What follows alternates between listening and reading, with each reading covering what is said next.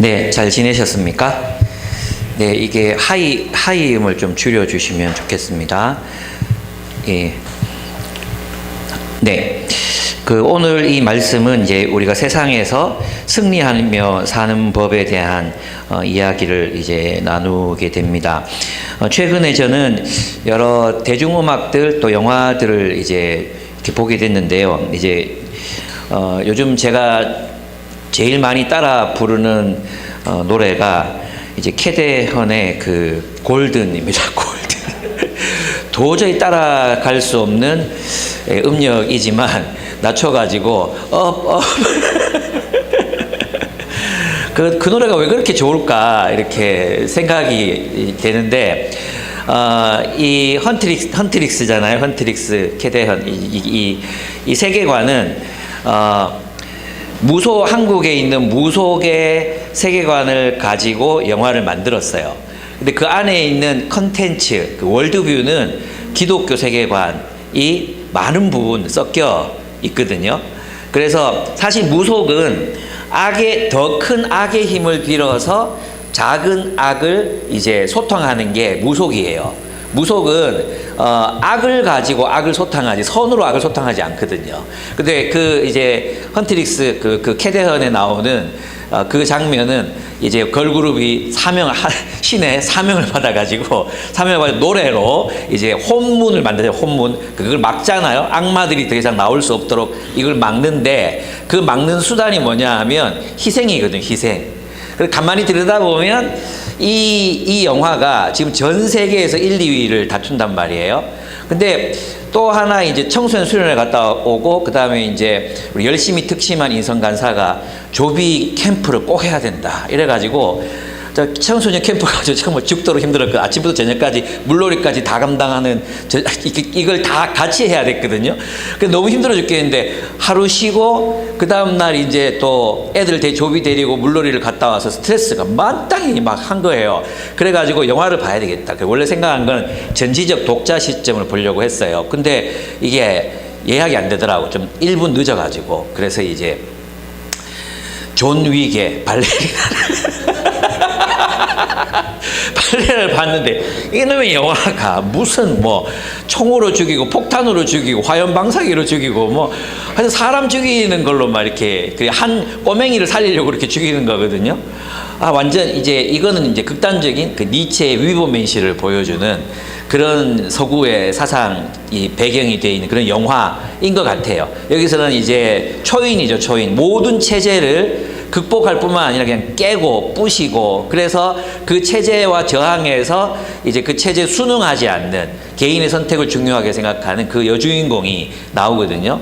근데 액션은 정말 이걸 쾌락으로 느끼는 사람도 있겠다. 저는 도무지 그 세계관이 공감이 안 돼가지고 그렇단 말이에요. 그러면 이제 이 세계관에 공감하는 서구인들도 굉장히 많고 또 한편으로는 전 세계의 공감을 얻어내는 이 캐대헌 같은 이런 영화를 보면 그 배경에 기독교 세계관이 녹아져 있는 건 분명하거든요.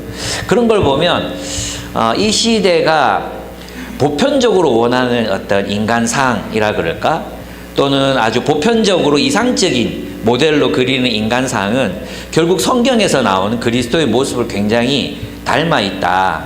이런 생각들을 저는 요즘에 많이 하게 됩니다. 다른 말로 하면 기독교의 복음의 가치는 보편적이라는 거죠.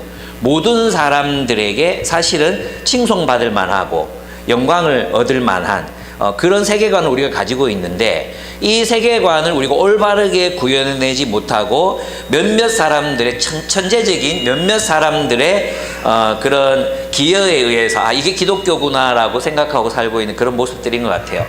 최근에 이제 기독교적인 세계관을 또 굉장히 잘 구현해낸 노래가 이찬혁의 멸종위기 사랑이거든요. 그 노래를 들어보면 그 안에 있는 가사가 나오다. 하나님이여 자비를 베푸소서 이 땅에 지옥 같은 이 땅에 라는 가사가 나와요. 사람들 이거 그냥 무시하거든요. 근데 이찬혁은 끊임없이 이 세상이 사랑이 멸종 위기이다. 사랑이 없다. 가짜 사랑에 중독된 세상이다. 이런 식으로 볼륨을 좀 줄여주셔도 괜찮을 것 같긴 한데 그런 식으로 이제 세상을 바라봐왔거든요. 근데 점점점 얘가 진화하는 것 같아요. 와, 노래가 막 계속 흥얼거리게 만드는 그런 노래 있잖아요. 그게 사람들이 장래 희망도 전적인 기독교 세계관을 보여주는 사자 그 C.S. 루이스의 그 나니아 연대기를 패러디하는 거잖아요. 그런데 많은 사람들이 그의 천재성에 놀라고 그 가사에 공감하거든요. 무슨 말이겠어요? 우리가 가지고 있는 세계관이라는 것이 진짜 이 세계에서 보편성을 가진 탁월한 세계관이고 인간상을 구현해주고 있는데도 정작 그리스도인들은 혐오나 차별이 기독교인 줄 알고 그쪽으로 몰려가고 있다는 것입니다. 그래서 이 위기입니다. 이 혼문을 막아야 됩니다, 우리가. 이 혼문을 막는 사람들이 필요합니다. 그 사람들이 바로 우리 그리스도인이라고 할 수 있습니다. 오늘 우리 본문에서 나타내고 있는 내용들도 굉장히 그런 내용들이라고 할 수 있습니다. 우리가 어떻게 이 세상의 영적인 전쟁 가운데서 승리하며 살아갈 것인가, 진정한 승리는 무엇인가, 성경이 말해주는 승리가 무엇인가를 이 본문이 우리들에게 이야기해주고 있습니다. 첫 번째는 그 인간관계에서 우리가 어떻게 승리할 것인가를 이제 사도 바울이 이야기합니다. 이건 뭐냐 하면 모든 사람이 모든 사람을 대하여 그리스도에게 하듯 하라는 겁니다. 모든 사람이 모든 사람을 대하여 그리스도에게 하듯 하라. 왜냐하면 우리는 모두 그리스도의 종으로서 사람을 섬기는 사람들이기 때문이라는 것입니다. 앞부분에서는 남편과 아내 얘기를 할 때 조금 조심스러웠어요, 바울이. 근데 이 마지막 단락에 와서는요, 어쩌면 로마를 지배하고 있었던 명예수치 문화를 완전히 뒤집는 그런 세계관적 선언을 하고 있다고 할 수 있습니다. 로마의 지배를 받는 헬라 문화의 영향을 받았던 사람은 그러니까 성경이 아닌 헬라 문화의 세례를 받은 사람은 이런 생각을 절대 할 수 없는 이야기를 하고 있습니다. 그게 뭐냐 하면 로마 문화에서는 종은 철저하게 복종해야 되고 주인의 미덕은 잘 다스리는 거였거든요. 잘 통치하는 거였거든요. 근데 오늘 본문을 보면 주인이나 종이나 모두에게 똑같은 윤리를 강조하고 있습니다. 이것이 얼마나 혁명적인지 모릅니다. 종에게 5절 말씀을 보시면 종으로 있는 여러분 두려움과 떨림과 성실한 마음으로 육신의 주인에게 순종하십시오. 그리스도께 하듯 해야 합니다. 이렇게 돼 있죠. 이건 마치 이 체제를 그 당시 로마 체제를 그냥 강화하는 거 아니야? 그걸 인정하는 거 아니야? 이렇게 보이잖아요. 근데 뒤로 가보면 구절을 보시면 그 당시 사람들이 들었으면 놀라 뒤집어질 그런 이야기를 하고 있습니다. 주인된 이 여러분 종들에게 이와 같이 대하고 이렇게 돼 있어요. 이와 같이가 뭐겠어요? 그리스도에게 하듯이 여러분도 종에게 그리스도에게 하듯이 해야 된다 이 말이에요. 왜냐하면 우리는 주인이 같다는 거예요. 그 뒤를 보시면 위협을 그만두십시오. 그들의 주님이시요 또 여러분의 주님이신 분께서 하늘에 계시다는 것과 주님께서는 사람을 차별하여 대하지 않으신다는 것을 여러분은 아십니다. 여러분은 아십시오. 이렇게 얘기하고 있어요. 얼마나 놀랍습니까? 주인이 종에게 하는 것도 종이 주인에게 하는 것처럼 이와 같이 그리스도에게 하듯 해야 된다는 것이 바울의 사상이었던 거예요. 그래서 있잖아요. 피차 복종하라는 키워드거든요. 피차 복종하라는 열쇠로 기독교 세계를 열면 거기에는 어떤 권위주의나 가부장적인 제도나 이런 것이 자리할 여지가 없어지는 거죠. 피차 복종해야 돼. 누구에게 하듯이? 그리스도에게 하듯이. 우리는 모든 사람이 모든 사람을 대하여 그리스도에게 하듯이 하는 것, 그것이 우리 기독교인들의 윤리라는 것입니다. 그래서 그리스도의 종들인 우리는 서로가 서로를, 주인도 종에게, 종도 주인에게, 종이 종에게, 주인이 주인에게, 남자가 여자에게, 여자가 남자에게 하듯이 우리는 모든 사람을 이렇게 그리스도에게 하듯이 하나님의 형상으로 섬겨야 된다는 거예요. 그 표현이 뭐냐 하면 두려움과 떨림과 성실함으로라고 얘기했잖아요. 두려움과 떨림이라는 말은 어디서 나오는 거겠어요? 인간이 하나님 앞에 섰을 때 나오는 감정적인 반응이거든요. 이해가 되십니까? 두려움과 떨림이라는 것은 이 죄 많은 인간이 완전한 신 앞에 섰을 때 느끼는 감정이 두렵고 떨린다는 감정이거든요. 그러니까 우리는 서로를 대할 때 어떻게 대해야 된다는 거예요? 하나님을 대하듯이. 하나님의 형상으로 지어진 인간을 하나님을 대하듯이 두려움과 떨림으로 존중함으로 우리가 서로를 대해야 한다는 것입니다. 그것이 하나님의 뜻이라는 것입니다. 모든 사람을 하나님의 형상으로서 마치 하나님을 대하듯이 두려움과 떨림의 존경심으로 섬기는 것이 하나님의 뜻이라는 겁니다. 우리가 서로를 그렇게 섬겨야 한다는 것입니다. 종이든 주인이든 사업주든 근로자든 담임이든 간사든 담임 목사이든 부교육자든 우리 그리스도인들은 모든 사람을 대하여 그리스도를 대하듯이 대해야 한다. 두려움과 떨림으로 라고 했습니다. 성실한 마음이라는 말은 하플로테스라는 단어인데 단일한이라는 뜻을 가지고 있습니다. 이것은 이중적인이라는 말의 반대말이에요. 그러니까 사람에게 하듯이 앞에서는 잘하고 뒤에서는 안 하고, 이번에 이제 청소년 수련회 가가지고 남자 대 여자 대결을 했거든요. 니네 남자들은 왜 그래? 니네 여자들은 왜 그래? 서로 막 이제 뭐에 올려가지고 띄워놓고 서로 막 공격을 했는데, 남자들이 가장 많은 불만이 뭐냐 하면, 니네는 왜 앞에서 말 안 하고 뒷담화를 해? 이게 한 5개가 올라왔어요.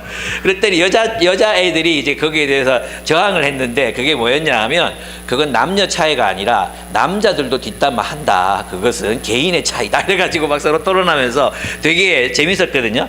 이런 거죠. 남자도 그렇고 여자도 그렇고, 앞에서 하는 이야기와 앞에서는 이렇게 뭐 하는 것처럼 하다가 뒤에서는 진심이 아닌 진짜 마음을 이야기하거나 행동을 하잖아요. 그런 것들이 이제 이중적인 마음이죠. 그러니까 성실한 마음이라는 건 단일한 마음이라는 것입니다. 그리스도에게 충성하는 마음, 주인에게 잘 보이겠다 이런 마음이 아니죠. 하나님께 충성하고 그리스도에게 충성하기 때문에, 그리스도를 사랑하고 하나님을 사랑하는 사람은 사람들 어떻게 사랑해야 돼요? 사람들을 두려움과 떨림과 성실한 마음으로. 이것은 있잖아요, 상대를 정말 하나님처럼 섬기는 마음으로 우리가 서로를 섬겨야 된다는 뜻이에요. 서로를 신을 대하는 마음으로 서로가 서로를 대할 때 이 세상이 어떻게 되겠습니까? 와, 저는 정말 그렇죠. 바로 그게 천국이죠. 하나님 안에서 서로가 서로를 그 사람 아래에서, 이게 제가 이제 청소년들하고 얘기할 때 얘기해 드렸는데, 그게 뭐냐 하면, 아래 그 사람의 세계를 존중하는 마음으로, 그 사람의 세계를 존중하는 마음으로 그 아래에서 그들을 섬기는 것, 그것이 복종이거든요. 그것이 순종이거든요. 그래서 순종은 정말 중요한 게 뭐냐 하면, 우리 하나님께서 우리에게 순종을 요구하셨잖아요. 그죠? 그러면 순종할 때 가장 중요한 게 뭐예요? 듣는 거거든요. 쉐마 이스라엘, 들어라 이스라엘, 잘 이해해라, 잘 들어라. 그냥 명령에 복종하는 식이 아니라 내가 말하는 것이 무슨 뜻인지를 잘 듣고 이해해서 기억하고 실천하라는 거거든요. 이게 순종이에요. 그러니까 우리는 서로를 사랑할 때 모두가 모두를 향해서 순종의 사랑을 해야 한다는 것입니다. 그 순종의 사랑이란 상대의 세계, 그 상대를, 그 타자를 내가 정말 하나님을 섬기는 마음으로 그의 세계를 존중하고 그의 말에 귀를 기울이고 그의 말을 알아듣고 기억했다가 그 말을 따르는 것, 실천하는 것, 그의 필요를 채워주는 것, 그것이 순종이라고 할 수 있습니다. 그렇습니다. 우리가 이렇게 살아가는 이유는 그것이 하나님의 뜻이기 때문입니다. 하나님의 뜻은 사랑으로 섬기는 것입니다. 그래서 우리는 겉으로만 그를 위하는 척 해서는 안 됩니다. 사람을 기쁘시게 하기 위해 하나님의 뜻을 어겨서도 안 됩니다. 우리의 궁극적인 충성의 대상은 하나님이시기 때문입니다. 그래서 우리는 진짜로 사람에게 충성하지 않습니다라는 말을 할 수 있는 사람들이 바로 그리스도인들이라고 할 수 있습니다. 우리 주인은 이제 하나님이시기 때문에 하나님이 기뻐하시는 삶을 살아야 합니다. 그것은 우리가 모두가 모두를 두렵고 떨리는 마음으로, 그 사람을 존중함으로 대하고 사랑하고 섬기는 것입니다. 그저 겉으로만이 아니라 진심으로 기쁜 마음으로 그렇게 해야 된다는 것입니다. 우리가 하나님을 사랑한다면 하나님의 말씀에 귀를 기울이고 그 말씀을 기억하고 읊조리고 그리고 그가 원하시는 삶을 살아가게 되잖아요. 그것처럼 우리가 서로를 사랑한다, 서로 피차 복종한다는 것은 그 사람의 말에 귀를 기울이고 알아듣고 그리고 그 말을 기억했다가 순종하는 것, 실천하는 것, 이것이 사랑이다.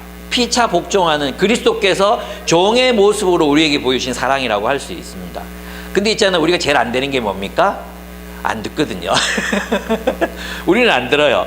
우리 이제 최근에 교제를 시작한 한 커플이 있는데 어떻게 이제 교제를 시작하게 됐냐고 이제 우리가 물어보니까 그렇게 얘기해 줬어요. 형제가 막 자매랑 막 이렇게 얘기하자는 공동체에서 막 얘기하고 있다가 아, 이 자매는 이런 음악을 좋아하는구나. 그래 집에 이제 데려다 줄 일이 생기잖아요. 그러면 차로 데려다 주면서 그 음악을 탁 트는 거예요. 그리고 막 잡담하다가 나 이거 맛있었어. 아, 그 레스토랑 그거 맛있었어. 이렇게 얘기하잖아요. 그러면 만나는 날 그 식당에 탁 데려가서 그 메뉴를 탁 시키는 거예요. 예. 안 빠질 수가 있습니까? 그래 이제 교제해요. 그죠? 잘 듣고 기억하고 순종하는 사람이 사랑을 얻는다. 우리 남편들은 귓구녕이 막혔거든요. 그래가지고 제발 좀 들어줘, 제발 좀 들어줘 그러는데 안 들어. 이 인간들이 듣지를 않아. 그리고 어떻게 사랑도 어떻게 합니까? 지쪼대로 해. 사랑도 그냥 지쪼대로 하는 거야. 지쪼대로 그냥 뭐 안 듣고 지가 이렇게 하면 좋아하겠지 하고 막 하는 거야. 더 화나게 만들어. 그만해라. 더 화나게 만들어. 더 화나게 만들어. 이게 남편이든 아내든 우리가 서로에게 안 듣는 거 똑같은 것 같아요. 예, 아내한테도 제가 운전할 때 나한테 뭐라 하지 마. 왜 한 10,000번 얘기했거든. 근데 그게 자기 본능이래. 어쩔 수 없대. 그걸 들어주는 게 나는 사랑이래. 나는 죽겠는데.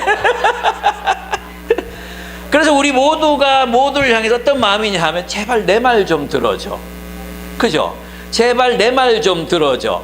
그게 모두의 마음속에 꽉꽉 들어차 있는 불만이란 말이에요.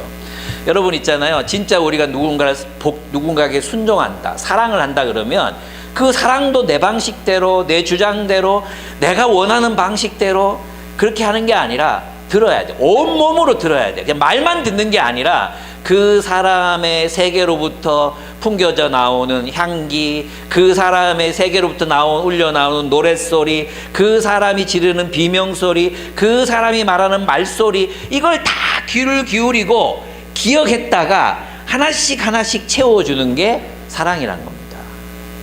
여러분 그렇게 사랑하고 있습니까? 아니면 지쪼대로 싫다 하는데도 막 지쪼대로 그렇게 사랑을 하고 있지 않은지 우리 자신을 돌아볼 필요가 있습니다. 그렇죠. 그래서 모든 순종의 기본은 듣는 겁니다.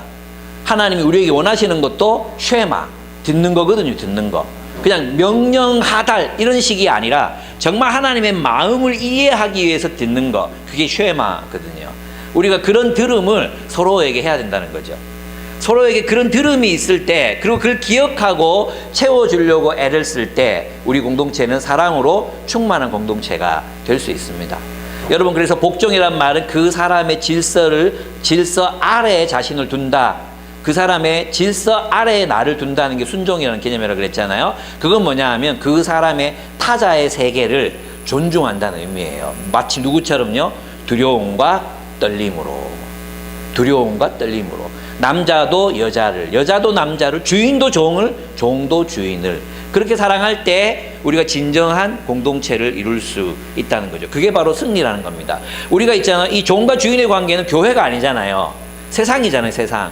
그래서 세상에서 우리가 승리한다는 이야기는 바로 그런 그리스도의 명령을 따라, 그리스도의 가르침을 따라 살아가는 삶을 포기하지 않고 우리를 만나는 사람들, 때로는 우리가 오해받을 수도 있고 때로는 우리가 그것 때문에 이용을 당할 수도 있고 때로는 그럴 수도 있겠지만 그 그리스도에게 순종하는 마음으로 사람들을 신의 형상으로 대하고 그들을 존중하고 그들에게 순종하는, 그들을 위해서 살아가는 그런 모습, 타자 중심의 삶을 살아갈 때 그것을 우리는 승리라고 이야기하는 겁니다. 존 윅에 나오는 캐릭터들처럼 그냥 강아지 한 마리 죽었다고 막 다 싸지 기쁘고 막 나는 깜짝 놀랐어요. 화염 방사기로 그렇게 죄책감 없이 사람을 죽일 줄 몰랐거든요. 화염 방사기로 막 태워 죽이는데 와 저건 뭐지 저 세계관. 그러면서 내가 챗GPT 물어봤어요. 존 윅의 세계관이 도대체 뭐냐, 사람을 그렇게 막 죽여도 되냐. 아 그것은 그렇게 볼 게 아니고 그 사람 내면에 있는 증오와 뭐 이런 것들을 표현한 것이라고 보시면 된다고. 이게 미쳤나 하면서 있잖아요. 저는 그렇게밖에 안 보이더라고요. 제가 예수를 보는 눈이 없어서 그런지 모르겠지만, 예, 그랬습니다. 그것은 세상의 세계관입니다. 결국 승리라는 것은 적을 죽여야 되고, 그죠? 적을 죽여야 되고, 짓밟아야 되고, 못 일어날 수 있게 내가 힘을 가져야 되고, 이것이 승리라고 본다면, 그리스도인의 승리는 그리스도 앞에서 사랑의 삶을 포기하지 않는 것이다. 여러분이 만나는 모든 사람을 하나님의 형상으로 대하는 것, 그러므로 내가 찌그러지지 않는 것, 내가 누군가를 노예로 대하거나 내가 누군가를 원수로 대하거나 내가 누군가를 없애야 될 대상으로 생각한다면 우리의 인간성이 파괴되고 말잖아요. 우리의 인간성이 그냥 죽어버리고 말잖아요. 예, 그 길이 아니라는 거죠. 그래서 저는 이제 골든에서 좋아하는 가사가 뭐냐 하면, 우리는 원래 여왕으로 태어났고 본투비, 우리의 태어난 모습으로 나는 선택해서 살아갈 거야. 골든! 나는 금빛으로 빛날 거야! 막 이렇게 올라가잖아요. 그걸 김선일 교수 나랑 똑같은 생각을 했는지 이것이 우리의 운명이다 갑자기 적었더라고요. 그리고 부끄러웠는지 지웠어. 똑같은 마음이에요. 하나님께서 우리를 창조하실 때 자아, 그죠? 진짜 자아. 이 세상에서부터 형성된 그 생존 자아가 아닌 하나님이 우리 안에 심어 놓으신 사랑할 수 있는 자아, 하나님이 우리에게 심겨 놓으신 그 씨앗, 생명의 씨앗, 그 씨앗으로 우리는 세상을 살아가잖아요. 예, 이것을 죽이지 않고, 우리 안에 있는 심겨진 이 씨앗을 죽이지 않고 사랑의 꽃을 피우는 것이 승리다.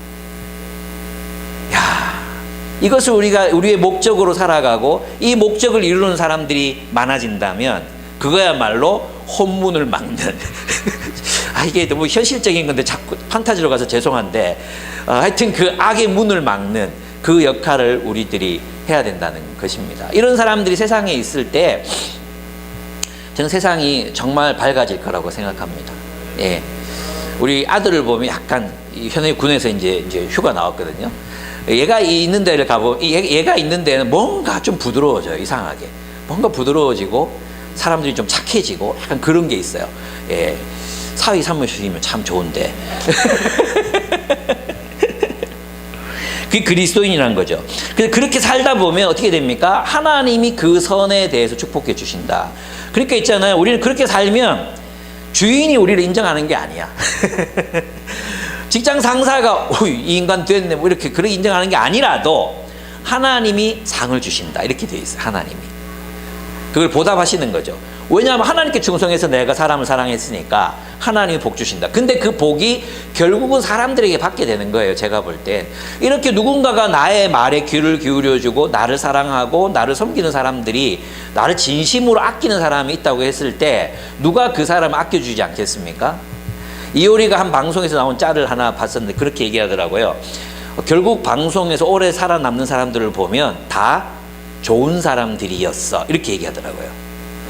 이게 오해가 있을래나? 이러면서 이제 말을 바꾸긴 했는데, 사람들이 오래 롱런하는 사람들을 보시면 어떤 사람들이에요? 남을 배려할 줄 아는 사람들이 오래 남거든요. 이기적인 사람이 오래 살아남을 것 같지만 그렇지 않습니다. 사람들이 다 알게 되고요, 결국은 배척을 당하게 되어 있습니다. 저는 여러분들이 바로 그것이 제가 말하는 기독교 복음의 보편성이라는 것입니다. 우리가 이대로 살아가면 그런 사람들이 세상에 성공하게 되어 있습니다. 하나님께서 요셉을 높이신 것처럼 하나님이 그를 높이시게 되어 있습니다. 자신의 고객들을 정말 하나님처럼 섬기는 사람, 자신의 직원들을 하나님처럼 섬기는 사람, 자신의 직장 상사를 하나님처럼 섬기는 사람들을 어떻게 내칠 수 있겠습니까? 어떻게 그들을 사랑하고 존경하지 않을 수 있겠습니까? 그죠? 저는 그런 우리의 어떤 새로운 라이프 스타일, 그것으로 승리하는 우리들의 삶이 되기를 또 축복합니다. 이것이 바로 그리스도인이 세상을 이긴다는 뜻입니다. 룻이 나오미에게 했듯이, 보아스가 룻에게 그랬듯이, 바로 그것이 우리의 승리입니다. 그리스도의 마음으로 모든 사람을 그리스도를 대하듯이 존경과 사랑의 마음을 잃지 않고 섬기는 삶, 바로 그것이 승리라고 할 수 있습니다. 우리가 똑같이 되돌려 주려는 마음, 내 방식대로 사랑하고 싶은 마음, 외면하고 싶은 마음, 심판하고 싶은 마음, 나를 증명하고 싶은 마음, 이기고 싶은 마음, 누르고 싶은 마음, 무시하고 싶은 마음, 이 모든 마음들에 대한 승리, 그것은 바로 그를 하나님처럼 섬기고 사랑하는 삶 그 자체라고 할 수 있습니다. 그리스도께서 우리에게 주신 그리스도의 마음으로 그리스도께 하듯이 순종하는 것, 그것이 바로 승리라는 것입니다. 우리가 이렇게 살 때 갚아주시는 분은 우리의 인간적인 주인이 아니라 우리의 진정한 주님이신 하나님이십니다. 선한 일을 하는 사람은 종이든지 자유인이든지 각각 그 갚음을 주님께로부터 받게 됨을 여러분은 아십시오.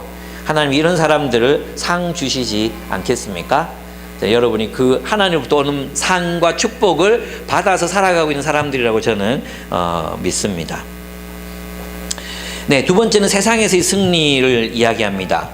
우리는 이 영적인 이 세상, 현실의 세상 속에서도 승리해야 합니다. 사실 이것을 영적인 전쟁으로 많이 표현하고 있지만 가만히 들여다보면 결국 이것은 우리 현실 세계 속에서 벌어지고 있는 전쟁이라는 것을 알 수 있습니다. 이 현실의 전쟁, 이 전쟁에서 승리하기 위해서 우리는 먼저 어떻게 되어야 되느냐 하면 10절을 보시면 끝으로 마지막으로 너희가 주 안에서와 그 힘의 능력으로 강건하여지고, 세 번역은 여러분은 주님 안에서 그분의 힘찬 능력으로 굳세게 되십시오 라고 되어 있습니다. 여러분, 강한 사람만이 사랑할 수 있고요, 강한 사람만이 용서할 수 있습니다. 강한 사람만이 남을 인정하고 섬길 수 있습니다. 자존감이 낮으면요, 이게 됩니까? 자존감이 낮아, 약한 사람이야. 약한 사람들은 자기 애가 강합니다. 다른 사람을 사랑하기 어렵습니다. 용서가 잘 안 됩니다. 남들이 뭐라 하든 자기 길을 걸어갈 수 있는 힘, 그게 용서잖아요. 남들이 나를 어떻게 생각하든, 남들이 나를 어떻게 평가하든, 남들이 나에게 어떻게 대하든 내 길을 걸어가는 거, 그게 용서의 본질이거든요. 그럼 그 용서를 누가 할 수 있습니까? 강한 사람만이 할 수 있습니다. 약한 사람들은 계속 그것을 곱씹고 그걸 떠나보내지 못합니다. 그 상처에 짓눌려서 살아갈 수밖에 없습니다. 그것은 강한 게 아니라 약한 것입니다. 강한 사람만이 스스로를 낮추어 섬길 수 있습니다. 여러분, 우리가 재밌게 읽었던 산둥수용소, 그 책에 보면 나오잖아요. 한때 진짜 귀족이었던 사람, 정말 태생부터 귀족이었던 사람은 포로 수용소에 화장실 청소를 아무렇지도 않게 해요. 근데 있잖아요, 갑부가 돼가지고 갑자기 귀부인이 된 사람들, 천출인 사람들, 이런 사람들은 죽어도 화장실 청소를 안 하려고 그래요. 누가 화장실 청소를 할 수 있습니까? 자존감이 높은 사람이 화장실 청소를 할 수 있습니다. 그러니까 진짜 그리스도인들은 이 강한 사람들만이 다른 사람을 사랑하고 섬기고 용서하고 화장실에 손을 넣어 청소할 수 있습니다. 이거 생각하니까 진짜 청소년 수련하는데 어느 놈이 된똥을 싸가지고 이게 안 내려가는 거예요. 이걸 뚫어야 되는데 뚫어뻥도 없어. 손을 넣어야 되나? 진짜 고민이 많이 됐거든요, 진짜. 근데 우리 자매가 그거 집에서 뚫어봤는데, 이제 이 소울 있잖아요, 소울. 거기다 비닐을 씌워가지고 누르면 들어간대요. 와! 하니까 뻥 뚫려서 내려갔어. 정말 손 넣을 뻔했어요, 쟤. 그거 없으면 애들이 다음날 똥을 못 싸는데 얼마나 힘들겠어요. 그러니까 뚫었잖아요. 예. 그럼 누가 뚫겠어요? 내가 애들 보고 뚫으라 할 수 없잖아요. 저는 강한 사람입니다. 저는 손을 넣을 각오까지 했습니다. 어떤 새끼야. 지 똥은 지가 해결하고 가야지. 그럼 이렇게 강해지기 위해서 우리는 뭐래? 강해져야지, 이렇게 강해지는 게 아니잖아요. 그 다음에 나오는 구절들이 이제 워드플레이인데, 여기 보면 앞에 있는 단어도 두나미스라는 단어가 연결되어 있고, 그 뒤에 나오는 단어도 두나미스가 연결되어 있는 단어예요. 그게 뭐냐 하면, 내가 어떻게 강해질 수 있는지 아니? 전신갑주를 입어야 돼, 이거예요. 그러니까 하나님 안에서 하나님이 주시는 무기로 너희가 장착하면 너희가 강해질 수 있어, 이런 뜻입니다. 그래서 그 전신갑주, 온몸을 덮는 갑옷은 무엇인가? 그것을 하나님이 우리를 강한 군사로 만들어 주기 위한 그런 무기입니다. 그러면 이 무기는 누구랑 싸우기 위해서 우리에게 주신 무기입니까? 우리가 싸우는 사람은 사람이 아닙니다. 우리가 싸우는 대상은 사람이 아닙니다. 그래서 소년보 목사나 또 수많은 그런 목사들 있지만 정광훈 목사나 하는 사람이 이재명 죽이려고 막 그러잖아요. 우리의 싸움은 이재명에 대한 게 아닙니다. 우리의 싸움은 윤석열에 대한 것도 아닙니다. 우리의 싸움은 이 세상 가치관, 이 세상의 풍조, 이 세상의 유행, 이 세상의 가치와의 싸움이지 어떤 사람에 대한 것이 아니란 겁니다. 그래서 우리가 어떤 사람을 그렇게 막 죽일 놈으로 만들어 놓고 악마화하고 차별하고, 이게 바로 히틀러가 유대인들을 향해서 했던 일이고, 여기에 우리가 동조해서는 안 된다는 것입니다. 그것은 그리스도인의 길이 절대 아닙니다. 그럼 우리는 누구랑 싸워야 됩니까? 이 본문을 그대로 읽으면 통치자, 권세자들, 이 어두운 세계의 지배자들, 하늘에 있는 악한 영들이 그 대상이라는 것입니다. 여기 이 통치자는 알카이라는 단어로 썼는데 이것은 영적 통치 구조의 최고위층을 말해요. 그러니까 이 세계관에서는 성경적인 세계관에서는 이 세상을 지배하는 악한 영들, 공중 권세 잡은 자들이 있다는 거예요. 그들 중에 하나가 최고가 통치자라고 번역이 되어 있고, 그 다음에 권세자들, 이들은 특정한 영역과 시대를 지배하는 영들을 말합니다. 이 영이라고 표현된 거는요, 어떤 가치관, 가르침, 교훈과 연결되어 있습니다. 그래서 이 영들은 사람들의 생각을 지배합니다. 사람들이 무엇이 옳고 그른가를 지배하는 그 세상 풍조라고 번역된 그런 단어들이라고 할 수 있습니다. 여기 보면 이 어두운 세계의 지배자들은 코스모크라토레스라는 단어인데 세상 질서와 우주적 시스템을 장악한 주권자라는 의미입니다. 그러니까 이들은 하늘에 있는 악한 영들은 또 도덕적 영적으로 부패한 본질을 가진 악한 영적 존재들을 의미합니다. 아까 얘기했던 그 캐데현의 헌트릭스는 악마들이 올라오는 혼문을 노래로 막아냅니다. 그리고 혼문으로 올라와서 사람들의 영혼을 잡아먹는 악마들과 싸워서 사람들을 보호하는 역할을 합니다. 이 헌트릭스들이 가진 게 바로 이 검입니다. 말씀의 검. 이 검을 가지고 악마들을 처단하는데요. 그 무기를 가지고 영적인 악의 세력들과 싸웁니다. 이 영화가 주는 어떤 메타포가 하나 있는데, 저는 여기서 제 나름으로 그냥 해석하는 거예요. 저 작가가 그렇게 말했는지 저는 관심 없어요. 근데 이 영화에서 우리가 이런 것들을 하나의 메타포로 가져와서 우리가 사용할 수 있다는 건데, 악마들은 사람들의 영혼을 빨아먹잖아요. 그죠? 사람들의 영혼을 빨아들여서 이제 먹어버립니다.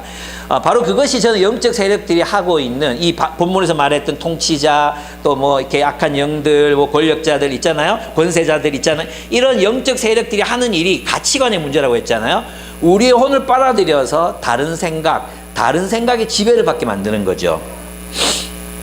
이게 바로 세상 풍조를 통해서 사람들을 지배한다는 것입니다. 하나님과 대립하는 세상 체제의 시대 정신, 시대 양식이 바로 세상 풍조라고 할 수 있습니다. 제가 챗GPT에게 저는 유료 씁니다. 유료. 여러분 쓰는 거하고 다릅니다. 저는 유료를 쓰는데 이제 5.0이 나왔잖아요. 5.0. 거기서 뭐라고 하느냐 하면 세상 풍조를 가진 가장 현대적인 단어, 이 세상 풍조를 가장 현대적인 단어로 번역을 해봐라 했거든요. 근데 챗GPT가 몇 개를 제안해 줬어요. 그 중에 하나가 뭐냐 하면 이 세대가 만들어내는 흐름, 이 세상의 유행과 가치관, 주류 문화와 사고방식 등으로 이제 번역을 해줬어요. 그러면서 이제 가장 좋은 번역은 이건 것 같다. 세상이 굴러가는 방식. 챗GPT가 이런 것도 세상이 굴러가는 방식이라고 번역을 해 주었습니다. 그러니까 이 세상 풍조라는 말은 사람들이 당연하게 여기는 규범, 사고방식, 문화, 제도, 체제를 의미한다고 할 수 있습니다. 그래서 세상 풍조라는 말로는 다 담아낼 수 없는 말이 세상 풍조 이죠. 이게 시대 정신이기 때문에. 그래서 있잖아요. 사실은 그 본문에서는 얘들이 이걸 막고 있지만 실제로 우리가 사는 세상, 성경적인 세계관은 지금 이미 본문은 이미 열렸고, 이미 인간이 에덴 동산에서 이미 열어버렸고, 악한 영들이 온 세상 체제를 지배함으로 말미암아 우리의 가치관을 지배하고 있다는 거죠. 지금은 기업의 어떤 세계관, 또는 정치적인 어떤 권력의 세계관, 이런 세계관들의 지배, 진영의 어떤 세계관, 이 세계관들의 지배를 사람들이 받고 있다는 것입니다. 그러니까 우리가 이 지배 체제와의 싸움이다. 사실은 세상과의 싸움이다. 이 세상과의 싸움에서 우리가 어떻게 승리할 수 있느냐? 그거에서 전신갑주를 입으라는 거예요. 그 세상 영들과의 싸움이기 때문에 뭐라고 얘기합니까? 그러면 우리는 마치 대적 기도를 해라, 이렇게 얘기할 것 같잖아요. 또는 뭐 이 땅 밟기 기도를 해라, 뭐 이런 식으로 해서 영적인 마치 몰아내야 되는 것처럼 생각하지만 실제로 이것은 가치관의 싸움이거든요. 우리가 어떤 생각을 가지느냐의 싸움이기 때문에, 첫째, 너희는 진리의 갑옷을 입으라 그래. 진리. 여기 본문에 보시면 어떻게 되어 있습니까? 진리의 허리띠로 허리를 동이고, 이렇게 되어 있죠. 진리. 첫째는 우리가 진리를 가져야 합니다. 진리가 무엇입니까? 진리는 하나님의 알레스테리아인데 이것은 하나님의 말씀을 따라 사는 성도들의 진실한 삶이라고 할 수 있습니다. 바로 그 진실한 삶, 하나님 말씀을 따라 사는 삶으로 승리해라. 그것으로 무장되어서 그 진리를 따라 살아라는 거죠. 그러니까 이 악한 세력들을 이기는 힘은 결국은 말씀을 따라 사는 삶으로 승리한다는 거다는 것입니다. 둘째는 정의입니다. 우리는 의로운 삶으로 이 세상의 악을 이깁니다. 셋째는 평화입니다. 평화. 주님의 평화의 복음이, 이 평화의 좋은 소식이 세상에 도래했습니다. 이 평화가 무엇입니까? 이 복음이 무엇입니까? 복음이란 뭐냐면요, 단순히 어떤 메시지가 아니고요, 새로운 체제가 도래할 때 그걸 복음이라고 불렀어요. 예를 든다면 왕자가 태어났어. 왕자가 태어났어요. 그게 복음이었어요. 왜냐하면 이 왕자를 통해서 새로운 세상이 열린다고 봤거든요. 옥타비아누스는 자신의 통치가 복음이라고 했어요. 자신의 통치가. 또 어떨 때 복음을 불렀냐 하면 우리가 이 나라와 저 나라가 싸우는데 우리나라가 저 나라를 싸워서 이겼어. 그게 복음이야. 그리고 로마는 자신들의 지배가 들어가는 곳, 자신들이 승리해서 들어가는 것을 복음이라고 불렀어요. 무슨 말인지 아시겠죠? 그래서 복음은 단순한 메시지가 아니라 실체를 가진 거예요. 실체. 그 실체가 뭐냐? 평화라는 거예요. 평화. 무슨 말인지 아시겠죠? 그래서 우리는 평화로 이 세상의 모든 증오와 미움과 혐오와 차별을 이기는 공동체를 산다는 겁니다. 그게 승리라는 거예요. 그래서 우리 기독교 공동체는 그런 의미에서 참으로 샬롬의 공동체를 이루어야 한다는 거죠. 그게 승리라는 겁니다. 그 다음에 믿음입니다. 믿음. 우리는 그리스도로 말미암는 하나님의 승리를 신뢰하는 삶. 이미 주님이 이기셨다. 주님께서 하나님 나라를 가지고 오고 계신다. 하나님이 승리하신다. 바로 그 믿음이 세상을 이긴다는 것입니다. 그 다음에는 다섯 번째는 구원입니다. 구원. 바로 이 세상이 우리 구원을 얻었어요. 이미. 그러니까 이미 구원을 얻은 자로서 이 세상의 유혹이 흔들리지 않는다는 것이죠. 구원을 얻은 자로서 하나님의 나라를 향유하고 있기 때문에, 이미 천국을 누리고 있기 때문에 우리는 세상의 유혹으로부터 건장하다. 우리는 대응할 수 있다. 그것이 승리라는 것입니다. 여섯 번째가 바로 성령의 검, 곧 말씀입니다. 근데 이 말씀을 이제 바울은 로고스라고 쓰지 않습니다. 레마라고 씁니다. 레마. 성령의 검, 곧 레마를 가져라. 이 레마가 무엇입니까? 레마는 로고스의 적용입니다. 그러니까 우리는 하나님 말씀을 묵상하잖아요. 이 말씀은 고대의 말이잖아요. 근데 이 말씀이 이제 개인의 삶에 와서 적용되고 실천될 때 레마가 되는 거예요. 그래서 내가 지금 겪고 있는 현실의 삶 속에서 하나님, 내가 이럴 때 어떻게 해야 될지 모르겠습니다. 말씀을 막 묵상하잖아요. 그때 레마가 들리는 거죠. 여러분들이 기도 일기를 쓰고 여러분들이 BSM을 할 때, 하나님, 내 삶의 문제는 이건데 이걸 어떻게 해결될지 모르겠습니다 할 때 들리는 음성, 그 깨달아지는 것, 이렇게 해야 되겠구나. 그게 레마라는 거예요. 레마. 그 레마의 말씀, 그게 바로 성령의 검입니다. 이것을 우리가 가지고 있을 때 우리는 승리할 수 있습니다. 일곱 번째는 기도입니다. 기도는 복음이 온 세상을 점령하게 만드는 도구입니다. 그래서 우리는 복음을 전하는 사람들을 위해서 기도해야 합니다. 왜냐하면 우리의 승리는 복음의 승리거든요.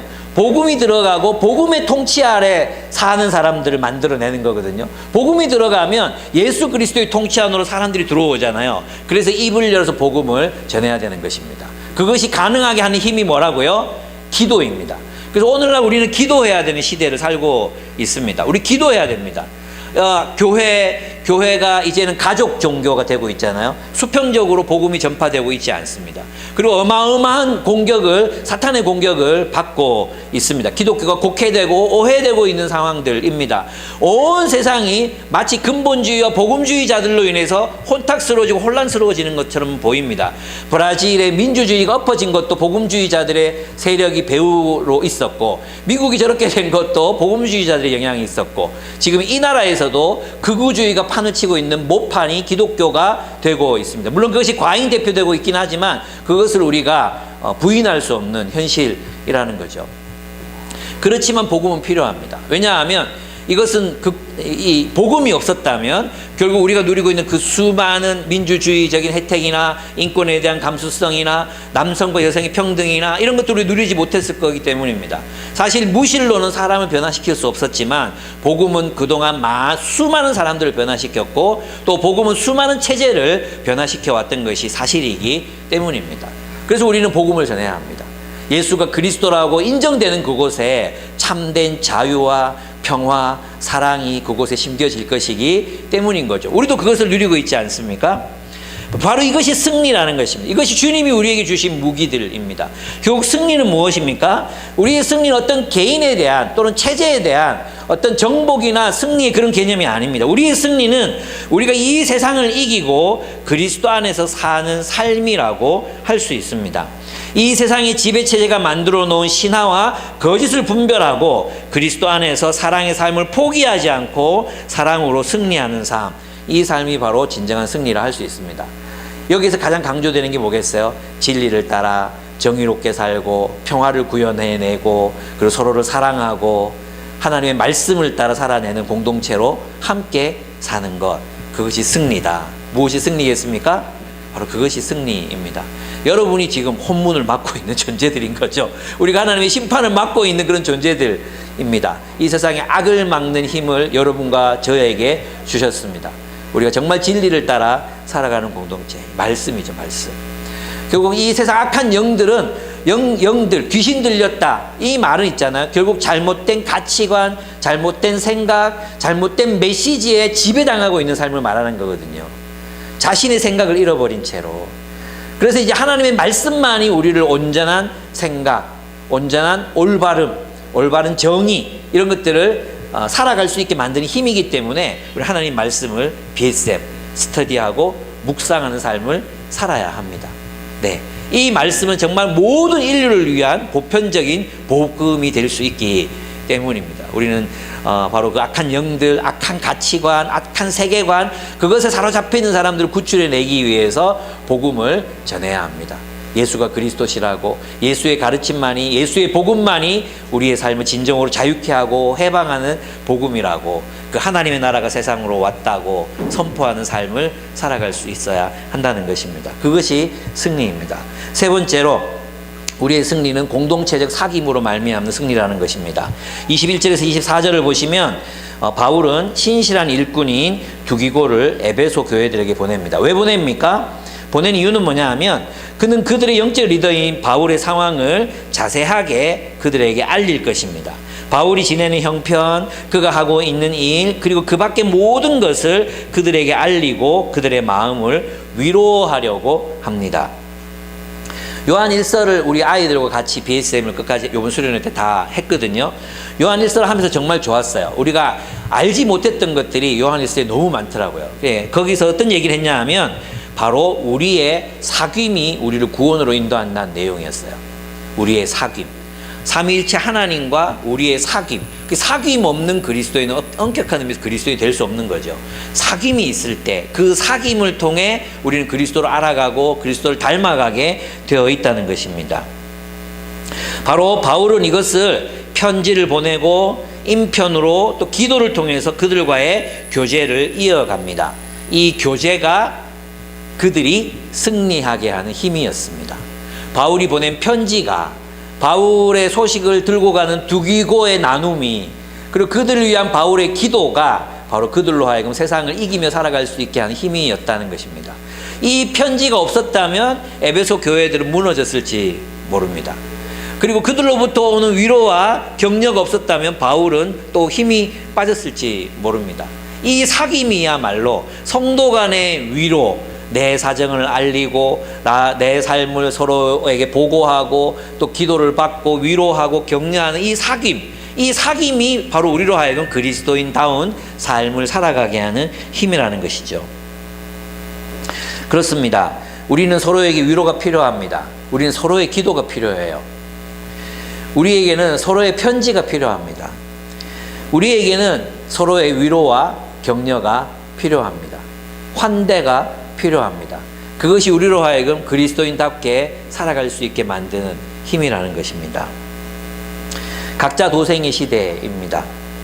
신앙조차도 개인에게 맡겨진 시대입니다. 수많은 사람들이 홀로 신앙생활을 하고 있는 가나안 성도의 시대입니다. 기독교 인구가 850만인데 가나안 성도가 350만입니다.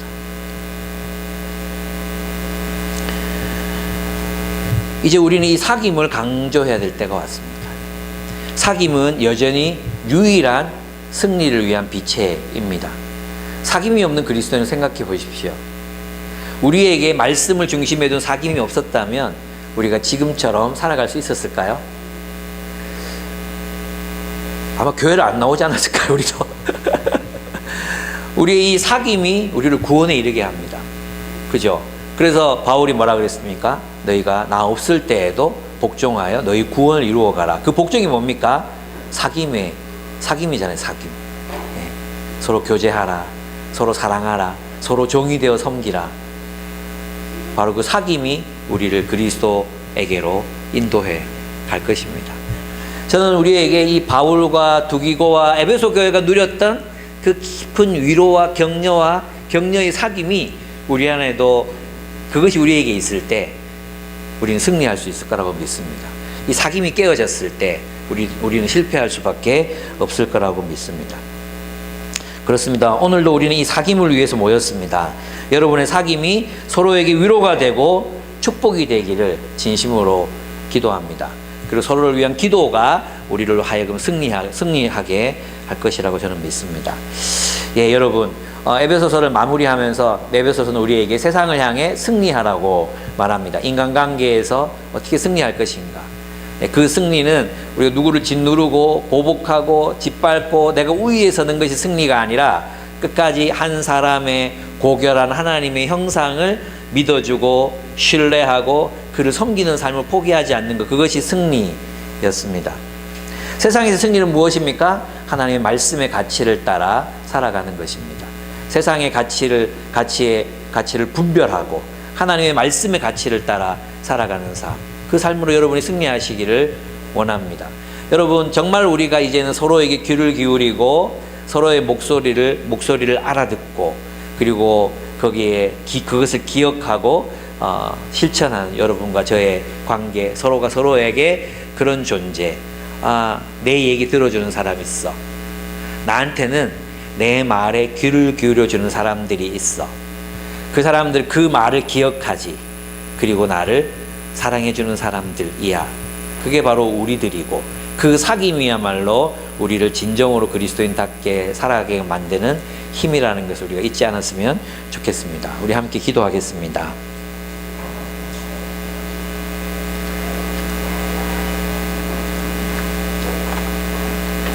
나는 승리하고 있는가 한번 돌아보면서 기도 드렸으면 좋겠습니다. 인간관계에서 가정 안에서 남편과 아내로서, 또 직장에서 나는 세상이 지지 않고 승리하는 삶을 살고 있는가. 나는 진리로 이 세상의 영들을 분별하며 옳은 일을 선택하고 그 옳은 길을 걸어가고 있는가. 나는 서로에게 힘이 되는 사람이 되어 우리 모두가 함께 승리의 길을 걸어갈 수 있도록 그렇게 함께 걸어가주는 위로와 격려의 사귐을 지속하고 있는가. 우리 돌아보면서 한번 묵상하며 기도 드렸으면 좋겠습니다. 기도하겠습니다.